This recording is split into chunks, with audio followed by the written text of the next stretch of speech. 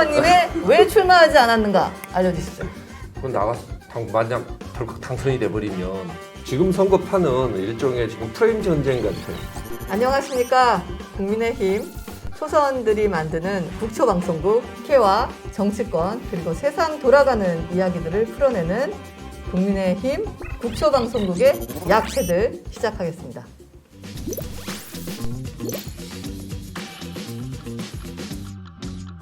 자, 그럼 첫 번째 주제 재보궐선거 시작하도록 하겠습니다. 지난번에 우리 약체들 방송 녹화하면서 김웅 의원님이 서울시장 출마를 이 프로그램에서 해주신다면 대박 날 것 같은데 끝까지 안 하고 가셨어요. 신청도 네. 안 하셨더라고요. 네. 아, 네. 그럼 뭐 출마 선언까지는 안 하셨으니까 네. 왜 안 나가셨는지 정도는 좀 얘기해 주시죠. 네. 김웅 의원님의 왜 출마하지 않았는가 알려주시죠. 뭐 일단 대의 명분도 없고 네. 돈도 없고 네. 그리고 너무 급하다는 생각이 좀 들었어요. 아니 정치 시작한 지 1년이 안 됐는데 국회의원 이제 하고 뭐 제출해야 될 법안도 있는데 그건 나가서 만약 덜컥 당선이 돼버리면 그러면 이제 저기 국회에서 제가 생각하고 있는 법안을 못 내지 않겠습니까? 덜컥 당선. 아니 근데 덜컥. 법안은 1년에 한 번 내기를 하셨잖아요. 뭐 법안 때문에 바쁘십니까? 4개 낼 겁니다. 오. 4년 동안. 여하튼 그럼 1년 뒤에는 나가시나요? 아이 글쎄요. 4개를 내야 되기 때문에 네. 그건 4개가 그 안에 나오면 네. 한번 고려해 보겠습니다. 알겠습니다. 그러면 본론적인 얘기를 들어가겠는데요. 먼저 첫 번째 질문입니다. 이 재보궐선거가 민주당 때문에 진행이 되고 있습니다. 사실 그렇게 유쾌하지 않는 이유로 굉장히 많은 국비를 사용해야 되는데요. 이 문제 어떻게 보시는지. 사실 안 해도 될 선거를 혈세를 800억이나 써서 한다는 걸 국민들께서는 분명히 아셔야 된다는 생각이 들고요. 원래 이제 본인들의 귀책신 시장들의 성비위 사건으로 이번 재보궐선거가 되고 그로 인해서 국민의 혈세가 이렇게 투입되는 거에 대해서는 반드시 국민들께서 부산, 서울 시민들께서 또 많은 판단을 하실 거라고 생각을 합니다. 네, 근데 다 그런 예상들을 하셨는데 지금 추이를 보면 사실 부산 같은 경우는 엎치락뒤치락이 굉장히 심한 편 같아요.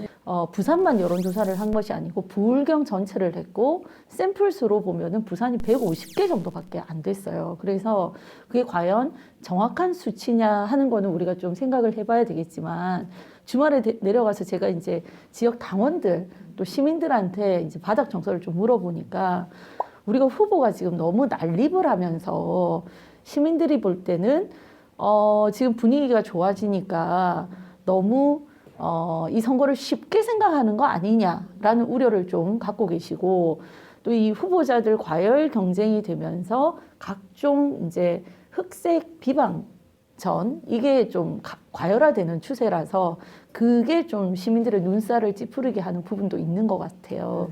그 엎치락뒤치락을 하고는 있지만 부산 같은 경우는 그래도 국민의 힘이 유리하다라고 아직까지는 전망들을 하고 계시는데요.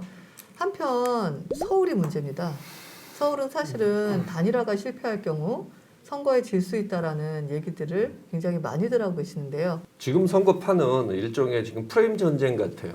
지금 완전히 프레임 전쟁에서 저희가 지금 프레임에서 지고 있는 게 2가지가 있습니다. 첫 번째는 우리 당 후보가 낡았다라는 그 프레임이고 두 번째는 단일화에 실패하면은 결국은 야권이 질 것이다라는 2가지 프레임에 완전히 빠져가지고 사실 아까 말한 것처럼 이 선거는 성격이 2가지입니다. 이 정부 지난 4년 동안 문재인 정부를 심판할 것이냐 말 것이냐고 두 번째는 부산하고 서울에서 시장이 성범죄를 저질러서 벌어진 거에 대해서 심판을 할 것이냐 이 2가지 심판을 해야 되는 선거인데 이게 마치 우리 당 후보가 낡은 후보다라는 이 프레임에 들어갔어요. 그런데 잘 한번 따져보시면은 상대당 후보인 박영선 전 장관이 과연 그러면 새로운 인물입니까? 아니면 우상호 국회의원이 그 새로운 인물입니까? 이분이 옛날에 5.18 민주화운동 기념식 전날에 광주에 가서 그 새천년 NHK 룸사롱이라는 술 먹었던 때가 그게 지금으로부터 20년 전 일입니다. 그때부터 이미 정치를 했던 분이에요. 마치 우리 당에만 새로운 인물이 나와야 되고 기존의 우리 후보들은 낡은 인물이다라고 이야기를 하고 있는 것은 일종의 이게 프레임의 덫에 지금 한번 빠진 겁니다. 알겠습니다. 그리고 두 번째 같은 경우에 단일화를 하지 않으면 니네는 뭐 질 것이다 말 것이다 이런 이야기를 하고 있는데 그거는 어떤 의미로 봤었을 때는 우리 당에 대해서 결국은 이 선거가 있었을 때 니네 당이 바뀔 것이냐 안 바뀔 것이냐 즉 야당 심판론의 새로운 버전으로 바뀌어놓은 겁니다. 그거는 결국은 여당의 문제가 아니고 야당이 문제다. 혁신을 보여주느냐 안 보여주느냐의 프레임으로 지금 저희가 갇혀져 있는 거죠. 아니 저는 프레임도 사실은 선거 전략이기 때문에 그 갇히는 게 문제지 가두는 게 문제라고는 생각되지 않거든요. 아무리 가두려고 해도 그것에 갇혀지지 않을 명분이 충분하면 안 갇혀지는 게 사실은 뭐 정치라고 생각하는데 그런 면에서 두 분은 국민의힘의 국회의원이기도 하시지만 국민들 입장에서 여기 서울이랑 부산에서 보는 선거 전망에 대해서 어떤 의견을 갖고 계시는지요? 이 선거 이슈 관리에 이제 문제를 말씀하셨는데 선거는 우리가 통상 세 가지가 아주 중요하다고 이야기를 합니다. 그 중에 이제 첫 번째 가장 중요한 것이 이슈, 그 다음이 구도, 세 번째가 인물이라고 그럽니다. 이슈는 방금 말씀하신 것처럼 저희들이 봤을 때는 정권 심판론, 잘못된 정책에 대한 심판. 이 선거가 왜 생겼느냐? 성범죄로 보이는 행위에 대한 아직 재판 결과가 안 나왔으니까 그렇게 이야기를 하겠습니다. 그 행위에 대한 심판이라고 저희들은 보는 겁니다. 물론 저쪽에서 당연히 되치기를 하려고 하겠지만 그것은 합법하고 정당한 내용을 가지고 해야지 이 뒤집어 씌우기는 그러면 그것은 부도덕하다. 부도덕한 정치인의 끝은 우리가 자주 봐왔잖아요. 구도는 지금 서울이 이제 구도, 1대1 구도를 어떻게 만드느냐. 다시 말해서 단일화 문제가 이야기가 되고 있습니다. 정치는 정답이 없다고 흔히들 말합니다. 정치는 양자역학과 같아서 확률로서 존재한다는 말도 하죠. 이게 어떻게 하면 확률이 높다, 확률이 낮다지 이렇게 하면 진다, 이긴다는 없어요. 단일화하면 아마 과거 경험으로 미루어 봐서 이길 확률이 높을 것이다. 우리 정치하시는 분들, 문재인 정책에 실망하시는 분들, 그런 분들에게 안심시키는 방식이 뭐냐? 단일화다. 그래서 단일화의 의지는 그 정도로 제가 말씀드리고요. 그 다음 인물. 인물이 바로 공천입니다. 공천 잘해야죠. 서울 보궐선거와 부산시장 보궐선거는 별도의 선거가 아니라 서로 물고 물리는, 서로 영향을 주는 관계입니다. 그래서 양쪽 다 후보를 대한민국 국민이 납득할 만한 사람을 잘 골라야 된다. 그래야 아까 제가 말한 얼토당토 않는 프레임에 걸리지 않을 것이다. 예. 그리고 하늘 아래 새로운 것이 없다고 그럽니다. 새로운 사람이 어디 있습니까? 그 사람의 정책이 얼마나 지금 우리가 당면하고 있는 무슨 문제점에 해결책을 내놓을 수 있느냐, 그걸 따져야죠. 진짜 훌륭한 유권자지 않으세요? 단순 유권자가 아니지 않습니까? 대한민국을 이끄시는 300인의 국회의원 중에 한 분이셨던 한 분이셨던이 아니라 한 분이시. 제가 자꾸 보내버리려고 하네요. 한 언젠가는 그렇게 되지 않을까. 네네네. 저희 윤두현 30년 뒤에 다음은 그 시기가 좀 늦게 오기를 기다립니다. 윤두현 의원님의 야심차게 3선 이상을 목표로 하고 계시. 네, 정말 촌철살인 같은 진단이었습니다. 자, 그러면 우리 양금희 의원님도 지금 우리 이제 후보들이 다 이제 등록을 했고, 이제 여러 차례에 걸쳐서 아마 그 컨벤션 효과를 누리기 위해서 정책 비전 발표에도 그렇고 이런 것들이 이제 계속 될 건데, 그러면서 우리 당 내에서는 어떤 게 더 이기는 선거로 갈 수 있느냐 하는 거에 대한 서로 간의 중지가 그동안에 모아질 거라고 저는 굉장히 긍정적으로 생각하는 편인데요. 이게 어떤 게 이렇게 하는 것이 더 좋다라고 하는 걸 결정하기 전에 정치는 항상 보면 아주 작고 미세한 걸로부터 시작해서 변화가 굉장히 빨리 일어나는 곳이거든요. 그러니까 계속 저희들은 이번 후보들의 어떤 검증 과정이라든지 아니면 정책 발표에 뭐 비전을 내는 모습이라든지 이런 걸 통해 가지고 계속 때는 모니터링을 통해서 어떤 정책을 쓰는 것이 우리가 이기는 정치를, 내가 이기는 선거를 할 것이냐 하는 부분에 저는 좀 집중했으면.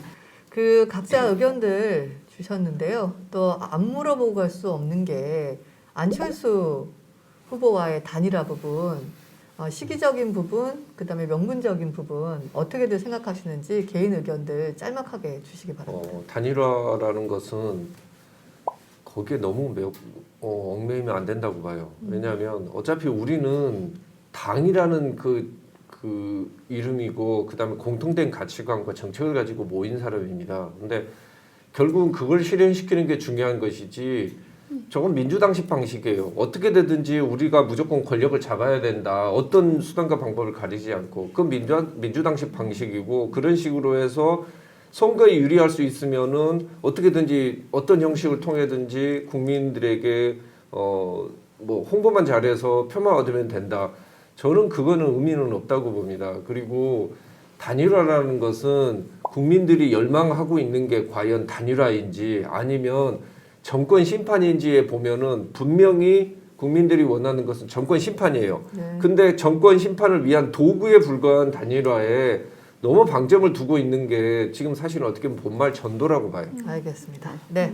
이제 궁극적으로는 우리가 지금 이 문재인 정권의 이 폭주를 막아야 된다라는 건전한 상식을 가진 우리 당원들을 비롯해서 뭐 국민의당도 마찬가지고 또 중도에 계신 분들이 있기 때문에 최종 단계에서는 그 시민의 뜻이 어디에 있는가에 대해서는 좀 고민을 하고 뭐 필요하다면 그 단계에서 단일화를 고민해 볼 수는 있지 않겠나.